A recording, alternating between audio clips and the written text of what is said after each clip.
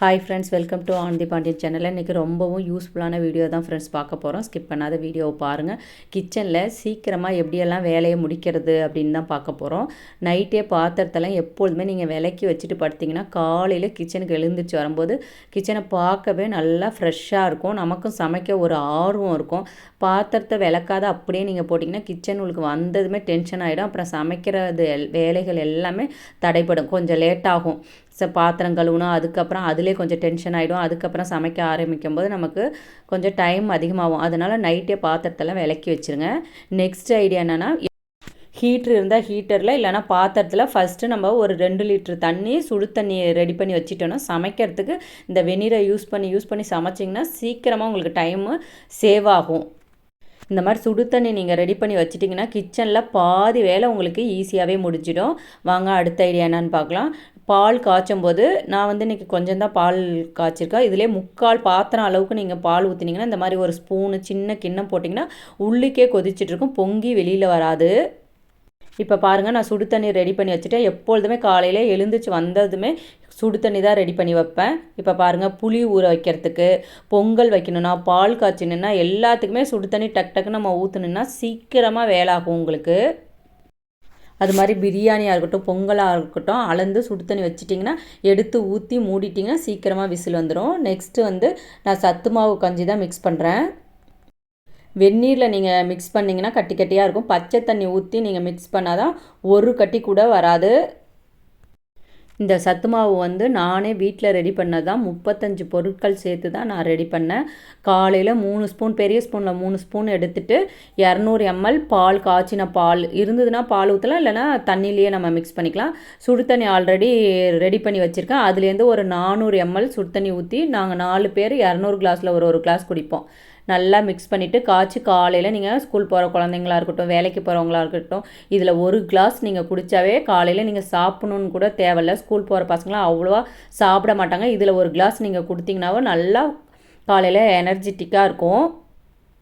Weight loss பண்ணணுங்கிறவங்க இதில் ஒரு class காலையில் குடித்தாவே போதும். வேறு எதுவுமே நீங்கள் சாப்பிட தேவையில்ல. இப்போ சுடு தண்ணி நம்ம ரெடி பண்ணி வச்சுக்கிறதுனால சுடு தண்ணியை ஊற்றிட்டு பால் நமக்கு தேவைன்னா ஊற்றிட்டு அடுப்பில் வச்சிங்கன்னா ஒரு 2 கொதி கொதிச்சா போதும். பச்சை தண்ணி இதே ஊற்றி நீங்கள் கொதிக்க வைக்கும்போது ரொம்ப டைம் ஆகும் உங்களுக்கு. இந்த மாதிரி ரெடியாக வெந்நீர் இருந்ததுன்னா கொஞ்சம் ஊற்றி கொதிக்க வச்சிங்கன்னா சீக்கிரமாக கொதிச்சிடும். 2 கொதி கொதித்தோடனே ஆற வச்சு ஆளுக்கு ஒரு கிளாஸ் குடிச்சிக்கலாம். பாருங்கள், கொஞ்சம் பால் ஊற்றிக்க, கொஞ்சம் தண்ணி. இதுவும் பச்சை தண்ணி ஊற்றும் போது கொஞ்சம் டைம் அதிகமாகும். சுடு தண்ணிலாம் ரெடி பண்ணி வச்சு ஊற்றிட்டிங்கன்னா சீக்கிரமாக கொதிச்சிடும். இந்த சத்து மாவு கஞ்சி நானே ரெடி பண்ணதான். 36 பொருட்கள் வாங்கிட்டு வானலில் நல்லா வறுத்துட்டு காய வச்சு மிஷினில் போய் அரைச்சிட்டு சலிச்சு வச்சிடணும். அப்போ தான் சீக்கிரம் வண்டு பூச்சி புழுலாம் வைக்காது. அதனால தான் வறுக்கிறோம். சலிச்சிட்டு வச்சா 6 மாதம் வரைக்குமா உங்களுக்கு கெட்டு போகாது ஃப்ரெண்ட்ஸ்.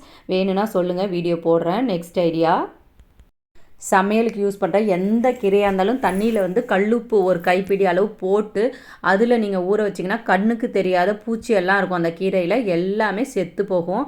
அதுக்காக தான் நம்ம கல்லுப்பு போட்டு கீரையில் நம்ம அலசுகிறோம். எந்த கீரையாக இருந்தாலும் பரவாயில்ல. நான் இன்றைக்கி புதினா மல்லி எடுத்திருக்கேன். அந்த மாதிரி அரைக்கீரை, சிறுகீரை எந்த கீரையாக இருந்தாலுமே நீங்கள் அலசும் போது கல்லுப்பு போட்டு நீங்கள் கொஞ்சம் நேரம் ஊற வச்சுட்டு அலசுங்க. அப்போ தான் அதில் இருக்கிற கிருமிகள் எல்லாமே செத்துடும். கண்டிப்பாக ட்ரை பண்ணி பாருங்கள் ஃப்ரெண்ட்ஸ். நெக்ஸ்ட் ஐடியா வாங்க என்னென்னு பார்க்கலாம்.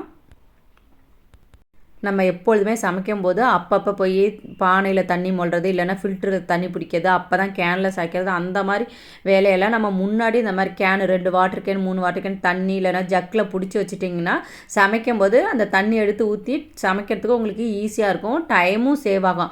அப்பப்போ ஃபில்டரில் போய் நீங்கள் ஒரு சொம்பாக தண்ணி பிடிச்சிக்கிட்டு அளந்து ஊற்றிட்டு இருந்தீங்கனாலும் கஷ்டமாக இருக்கும். பானை அப்பப்போ ஓப்பன் பண்ணி திறந்து ஊற்றுறதுக்கும் கஷ்டமாக இருக்கும். இந்த மாதிரி 2 ஜக்கு இல்லைனா 2 வாட்டர் கேன் நீங்கள் தண்ணி பிடிச்சி வச்சிட்டிங்கன்னா ஈஸியாக இருக்கும் சமைக்கிறதுக்கு, எடுத்து ஊற்றி தண்ணி பிடிக்கிறதுக்கு. நைட்டே கூட 2 வாட்டர் பாட்டில் நீங்கள் பிடிச்சி வச்சுக்கலாம். இல்லைனா காலையில் எழுந்திரிச்ச உடனே 2 பாட்டில் இல்லைனா இந்த மாதிரி ஜக்கில் தண்ணி பிடிச்சி வச்சுட்டு சமைக்க ஆரம்பிச்சிங்கன்னா டைம் உங்களுக்கு சேவ் ஆகும் ஃப்ரெண்ட்ஸ். நெக்ஸ்ட் ஐடியா, குழந்தைங்களுக்கு ஏதாவது சுண்டல் அவிச்சு ஸ்நாக்ஸு கொடுக்கணும், ஏதாவது காய் வேக வைக்கணும்னா இந்த மாதிரி சின்ன ஒரு பாக்ஸில் போட்டு அரிசி வைக்கிற அதே குக்கர்லேயே உள்ளுக்கு நீங்கள் வச்சிட்டிங்கன்னா போதும். சாதமும் ரெடி ஆகிடும், காயும் ரெடி ஆகிடும். 2 in 1 வேலையாக நமக்கு ரெடி ஆகிடுச்சு. கேஸும் சேவ் ஆகும். நமக்கு ஒரு சிலருக்கு குக்கர் வெடிக்கிறதுக்கு வாய்ப்பு இருக்குது. அதுக்கு நம்ம சரியாக கேஸ் கட்டை மூடாதனால கூட வெடிக்கிறதுக்கு வாய்ப்பு இருக்குது. அதனால் நீங்கள் எப்பொழுதுமே வெயிட்டை ஃபஸ்ட்டே நீங்கள் போடக்கூடாது. மேலே காற்று பபுள்ஸ்லாம் வந்த பிறகு இந்த வெயிட்டை போட்டிங்கன்னா தான் உங்களுக்கு குக்கர் வெடிக்காது. குக்கர் வந்து நமக்கு லைஃப் லாங் வரும். இப்போ வாங்க பச்சை பட்டாணி வெந்துருச்சான்னு பார்க்கலாம்.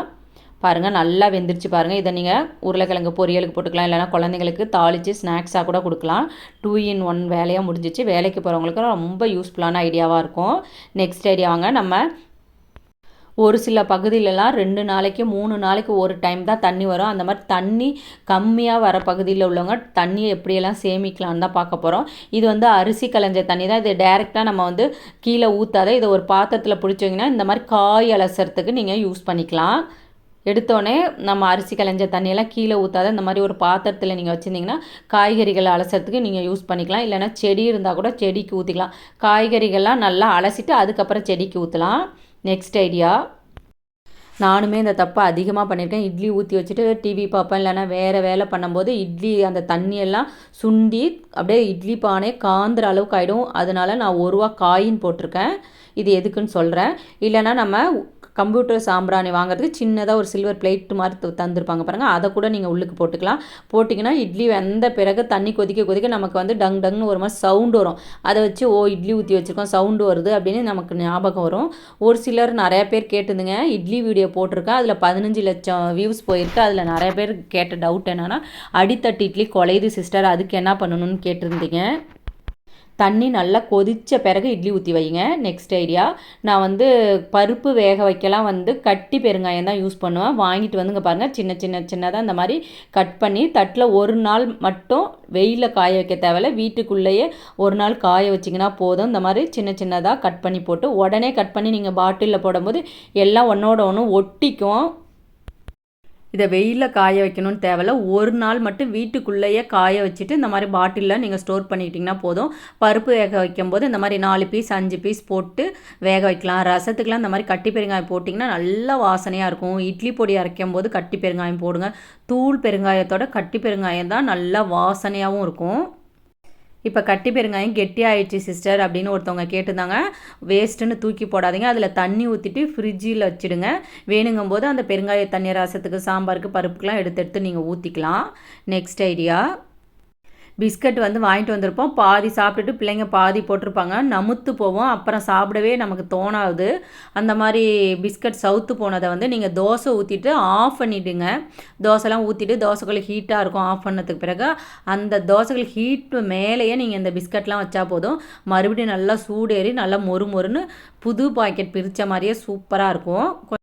சாப்பிட்டுட்டு மீதி இருக்கிற பிஸ்கட்டை ஸ்டோர் பண்ணுற பாக்ஸில் கொஞ்சமாக இந்த மாதிரி அரிசி போட்டுட்டு நீங்கள் ஸ்டோர் பண்ணிங்கன்னா அந்த பிஸ்கட்டு நமுத்து போகாத நல்லா மொறுன்னு அப்படியே இருக்கும். அதுவும் இந்த பனிக்காலத்தில் சீக்கிரமாக பிஸ்கட்லாம் நமுத்து போகும். அரிசி போட்டுட்டு அதில் நீங்கள் ஸ்டோர் பண்ணுங்கள், ஃப்ரெஷ்ஷாக அப்படியே பிஸ்கட் அப்போ பிரித்த பிஸ்கட் மாதிரி இருக்கும். ஃப்ரெண்ட்ஸ், கண்டிப்பாக ட்ரை பண்ணி பார்த்துட்டு இந்த டிப்ஸில் எந்த டிப்ஸு யூஸ்ஃபுல்லாக இருந்ததுன்னு சொல்லுங்கள்.